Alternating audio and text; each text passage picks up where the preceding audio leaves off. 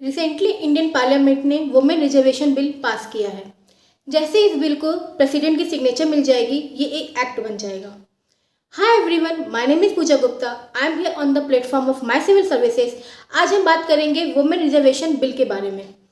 Women reservation bill क्या है, women reservation bill के क्या ऑब्जेक्टिव्स हैं, कौन कौन से आर्टिकल्स कॉन्स्टिट्यूशन के अमेंड किए जाएंगे, इस बिल का क्या प्रोविज़न है, इस बिल का क्या सिग्निफिकेंस है और क्या क्या क्रिटिसिज्म है। तो हम इस वीडियो पे इस टॉपिक के बारे में आज बात करेंगे। पिछले वीडियो में हमने ये देखा था कि वुमेन रिजर्वेशन बिल पास करने की ज़रूरत क्यों है, इंडियन सोसाइटी में वुमेन की क्या कंडीशन है, उसका उन पर क्या इम्पैक्ट है। तो चलिए आज हम अपने इस नए टॉपिक के साथ वीडियो को शुरू करते हैं। अगर हम वुमेन रिजर्वेशन बिल के बारे में देखें तो इस बिल को नारी शक्ति वंदनम अधिनियम के नाम से जाना जा रहा है। ये एक 128 कॉन्स्टिट्यूशनल अमेंडमेंट बिल है जिसको रिसेंटली लोकसभा और राज्यसभा ने पास किया है। तो अगर हम वुमेन रिजर्वेशन बिल के ऑब्जेक्टिव्स के बारे में बात करें तो इसके मेनली 4 ऑब्जेक्टिव्स हैं।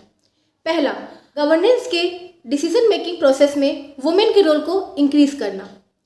अगर हम दूसरा ऑब्जेक्टिव देखें तो इंडियन पार्लियामेंट और स्टेट लेजिस्लेटिव असेंबलीज मीन्स संसद और विधानसभाओं में जो भी लॉ बनाए जाते हैं उनमें वुमेन्स के रोल को इंक्रीज करना। अगर हम तीसरा ऑब्जेक्टिव देखें तो इंडियन पॉलिटिकल सिस्टम में जो भी जेंडर डिस्क्रिमिनेशन और जेंडर गैप है उसको एड्रेस करना। चौथा ऑब्जेक्टिव की बात करें तो सोसाइटी में जो भी जेंडर डिस्क्रिमिनेशन है, जेंडर स्टीरियोटाइप है, उसको रिड्यूस करना और जेंडर इक्वलिटी को प्रमोट करना। वुमेन का रोल अब सिर्फ हाउस होल्ड तक सीमित ना रह करके वो आगे पॉलिटिकल सिस्टम में भी पार्टिसिपेट करें जिससे उनका पॉलिटिकल एम्पावरमेंट होगा। पॉलिटिकली एम्पावर्ड वुमेन सोशली और इकोनॉमिकली भी और एम्पावर्ड होंगी जो कि सोसाइटी के सोशल और इकोनॉमिक डेवलपमेंट के लिए बहुत ज़रूरी है। तो ये थे वुमेन रिजर्वेशन बिल के ऑब्जेक्टिव्स। अब हम बात करेंगे कि कौन कौन से कॉन्स्टिट्यूशन आर्टिकल्स अमेंड किए जाएंगे। अगर हम कॉन्स्टिट्यूशन आर्टिकल्स का देखें तो सबसे पहले हम देखेंगे कि आर्टिकल 239AA अमेंड किया जाएगा। ये आर्टिकल दिल्ली के स्पेशल प्रोविज़न को बताता है। अब दिल्ली की विधानसभाओं में भी वुमेन के लिए सीट रिजर्व होंगी जैसे कि देश के हर राज्य की विधानसभाओं में होती हैं। अब ये एक्ट 3 नए आर्टिकल्स को कॉन्स्टिट्यूशन में इंसर्ट करेगा। कौन कौन से articles? Article 330A, article 332A और आर्टिकल 334A। ये आर्टिकल्स क्या है? आर्टिकल 330A लोकसभा में वुमेन की रिजर्वेशन को डिफाइन करेगा।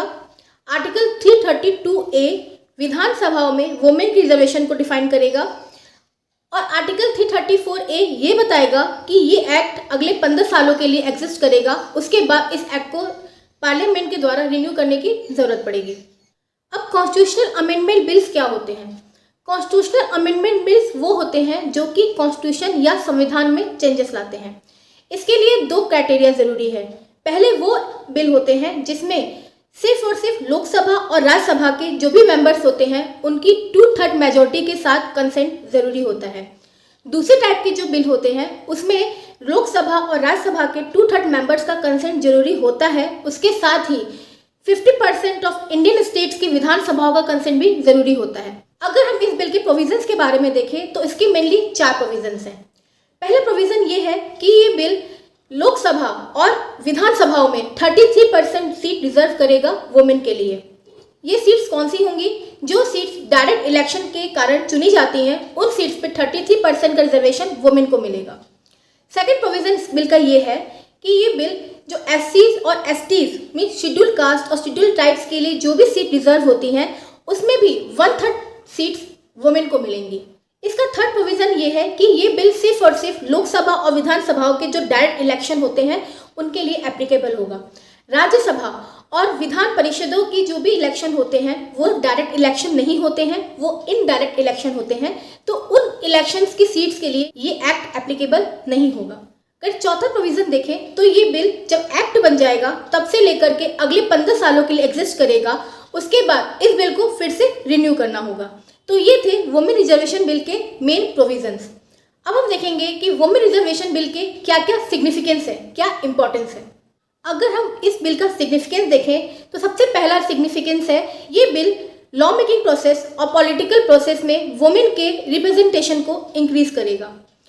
दूसरा सिग्निफिकेंस ये है कि ये बिल हमारे इंडियन सोसाइटी की वुमेन को इंकरेज करेगा कि वो अपने ट्रेडिशनल वर्क से बाहर आएँ और इलेक्शन कॉन्टेस्ट करें और इंडिया की पब्लिक ऑफिसेस को ऑक्यूपाई करें, उनमें अपना रोल प्ले करें। तीसरा सिग्निफिकेंस ये है कि ये बिल इंडियन पॉलिटिकल सिस्टम में जेंडर इक्वालिटी को प्रमोट करेगा और वुमेन को पॉलिटिकली एम्पावर्ड करेगा, जो कि वुमेन की कंडीशन को फ्यूचर में और बेटर कर सके। ये बिल संसद और विधानसभाओं में वुमेन की वॉइस को इंक्रीज करेगा, जिससे कि वुमेन के और मुद्दों पर और इश्यूज़ पर डिस्कशन किया जा सके और उनके लिए एक बेटर लॉ बनाया जा सके और जिससे कि उनकी फ्यूचर में कंडीशन को और इम्प्रूव किया जा सके। गवर्नेंस और पब्लिक ऑफिसेज में वुमेन का पार्टिसिपेशन दूसरी वुमेन और गर्ल्स के लिए पॉलिटिकल फील्ड में अपना करियर बनाने के लिए एक रोल मॉडल बनेगा, जिससे कि और गर्ल्स और वुमेन पॉलिटिकल फील्ड में अपना फर्दर करियर बना सकें। अगर हम इसका नेक्स्ट सिग्निफिकेंस देखें तो ये बिल गवर्नेंस और डिसीजन मेकिंग प्रोसेस को और बेटर बनाएगा। अगर वुमेन का पार्टिसिपेशन ज़्यादा होगा तो उससे और ज़्यादा डाइवर्स आइडियाज़ और उनके एक्सपीरियंस को कंसीडर किया जाएगा, जिससे कि किसी भी इश्यूज़ पे और डिस्कशन होगा और उससे रिलेटेड अच्छे लॉज बनाए जा सकते हैं, जो कि फर्दर फ्यूचर में इंडिया के सोसाइटी के लिए बहुत ही इंपॉर्टेंट होंगे और इंडियन सोसाइटी को एक बेटर फ्यूचर प्रोवाइड करेंगे। ये बिल वुमेन को पॉलिटिकली एम्पावर्ड करेगा। पॉलिटिकली एम्पावर्ड वुमेन मोर सोशली और इकोनॉमिकली एम्पावर्ड होती हैं, जिससे कि वो सोसाइटी में एक अच्छा रोल प्ले करती हैं और सोसाइटी को डेवलप बनाती हैं।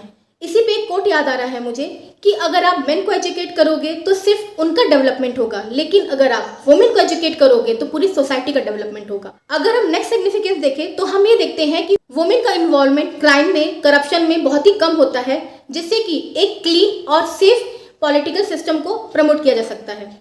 अगला सिग्निफिकेंस देखें तो वुमेन का प्रेजेंटेशन विधानसभा और संसद में ज़्यादा से ज़्यादा होने के कारण वुमेन रिलेटेड इश्यूज़ को ज़्यादा अटेंशन दिया जाएगा, उन पर ज़्यादा से ज़्यादा डिस्कशन किया जाएगा।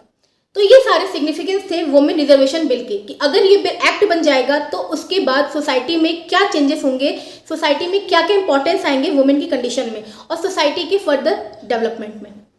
अगर हम वुमेन रिजर्वेशन बिल की क्रिटिसिज्म देखें तो कुछ एक्सपर्ट के अकॉर्डिंग इसके कुछ क्रिटिसिज्म्स हैं। पहला क्रिटिसिज्म कि ये एक्ट 2024 के जनरल इलेक्शन में एप्लीकेबल नहीं होगा।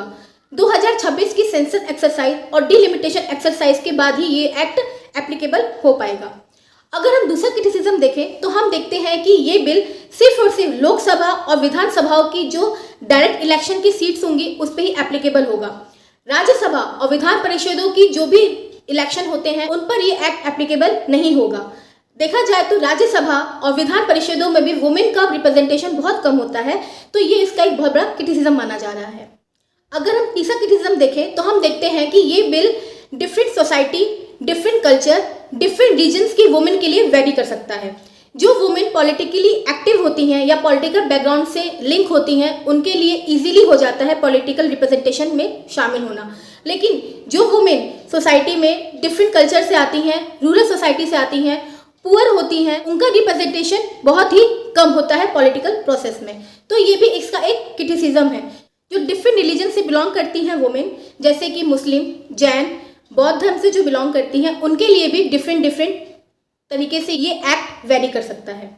उसके बाद अगर हम रीजन बेसिस में देखें तो जो नॉर्थ ईस्ट की वुमेन है, जो नॉर्दर्न स्टेट की वुमेन है और जो सदर्न स्टेट की वुमेन है, उनका पॉलिटिकल सिस्टम में रिजर्वेशन भी वेरी कर सकता है। तो ये सब इस बिल के क्रिटिसिज्म थे जो कि एक्सपर्ट्स के द्वारा बताए गए हैं। तो मैं अपने वुमेन रिजर्वेशन बिल को कंक्लूड करना चाहूँगी और मैं ये कहना चाहूँगी कि ये बिल जब एक्ट बन जाएगा तो ये हमारे इंडियन सोसाइटी में वुमेन के रोल को और पॉलिटिकल प्रोसेस में वुमेन के पार्टिसिपेशन को इंक्रीज करेगा, जो कि एक सोसाइटी को फर्दर सोशल और इकोनॉमिकली डेवलप करेगा। सरकार ने इस बिल को पार्लियामेंट में पास करने के साथ ही जेंडर इक्वालिटी को प्रमोट किया है, जिससे कि सोसाइटी का एक बेटर फ्यूचर डिसाइड किया जा सके। अगर आपको मेरा वीडियो अच्छा लगा हो तो इस वीडियो को लाइक करें, शेयर करें और मेरे चैनल माय सिविल सर्विसेज को सब्सक्राइब करें। तब तक के लिए खुश रहिए, स्वस्थ रहिए और इन्फॉर्मेशन को स्प्रेड करते रहिए। Thank you.